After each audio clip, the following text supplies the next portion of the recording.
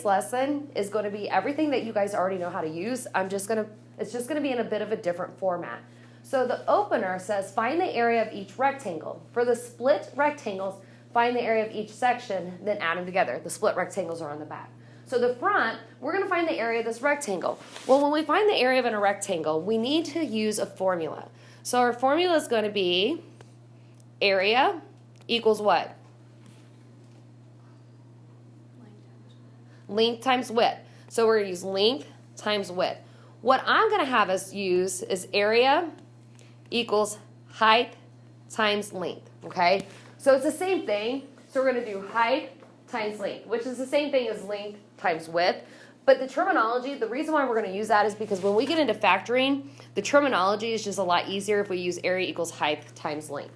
So what's my height of this rectangle? 4. So I have area equals 4. Okay, what's the length of this rectangle? 9. 9 what? 8. Okay, so then what's 4 times 9a? 36 what? And there's my answer. So the area of this rectangle is 36a. Okay, so whatever I write down, you want to write down. Now, if your rectangles are shaded too dark, you can write the information right up under it. Okay?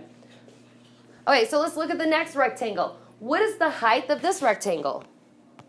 7b. Okay, so we're going to take area equals 7b times the length, 5b. which equals, 35b. remember, polynomials, when I multiply two variables with the same exponent, which is the invisible one, right? How many b's do I actually have? Because remember, it's b to the first times b to the first. So it's going to be b to the second power. So it's going to be 35b to the second power.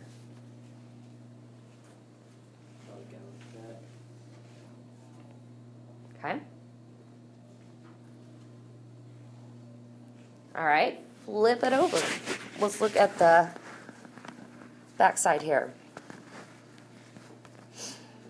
Okay, so find the area of each section. So we're going to find the area of each section, and then in order to find the total area, we're going to have to add them together. So basically, it would be like this 3 times 4. See, this is the area of my room. So I want to put new floor in my room and Miss Frank's room because it's ugly.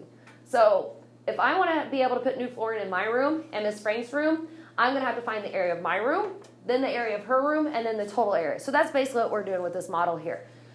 So how would I find the area of my room? I'm going to take area times what's my height times length. So what's my height?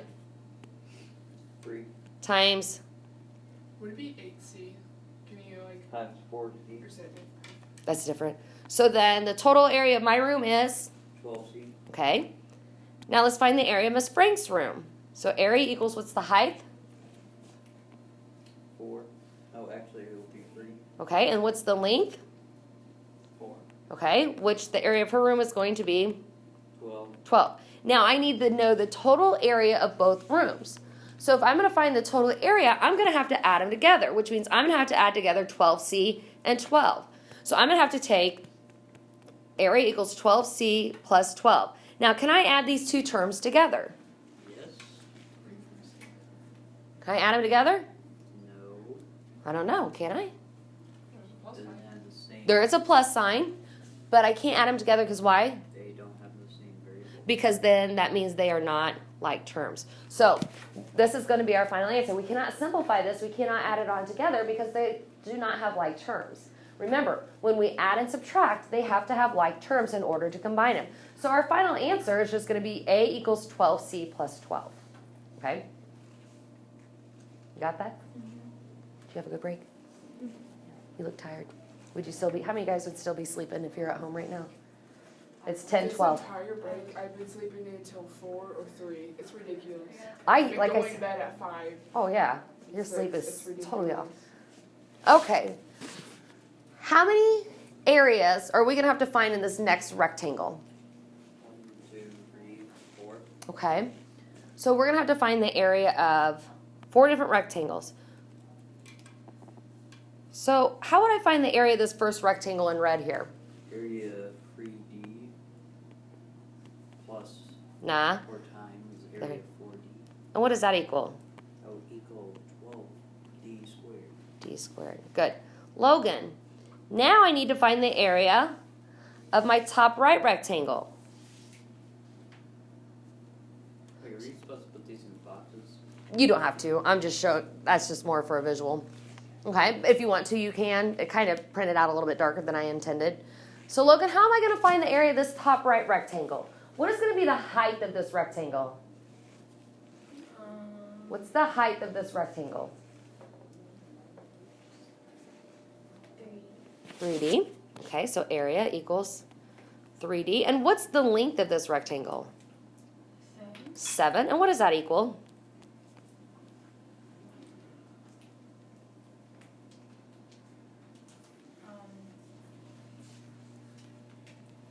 What's 3D times 7?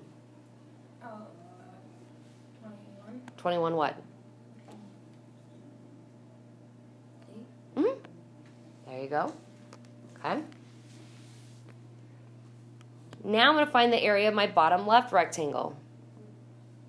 Okay. Maddie, how do I find the area of my bottom left rectangle? I'm going to use area equals height times length. So what's the height? 7. What's my height of my bottom left rectangle? How tall is it? 5. And then what's the width or the length of it? 4. 4 what? D. Okay. And that equals 20D. 20D. Or Yep, 20D. Perfect. And now it's time to find the area of my last rectangle here. So I'm going to find the area of my bottom right rectangle. So it's going to be area times height. What's the height of this bottom right rectangle? 5. And what's the length of it? 7. Times 7, which equals 30. How about 35? There we go. Okay. Now, so let's pretend that's my room, Frank's rooms, Cole's room, and Guessford's room. We all want new flooring. So now we have to find the total of all those rooms combined. So basically what that looks like here is area equals, so if I want to find the total area combined, which operation am I going to have to use? Addition. So I'm going to have 12D squared plus, what is that, 21D plus 20D plus 35. Is this my final answer? No. No, why not? You gotta combine like terms. Okay, what are my like terms here?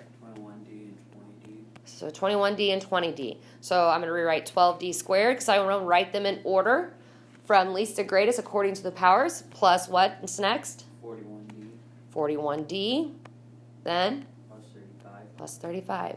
And there's my final answer. Yes. Now, what's going to happen? We're going to eventually, throughout this next unit, I'm going to give you this here, 12D squared plus 41D plus 35. And you guys are going to have to factor it. Okay? So we're going to work our way up to factoring these expressions. Questions? All right, make sure you have all your work. Pass them up, and Maddie's going to collect them for me. printed it.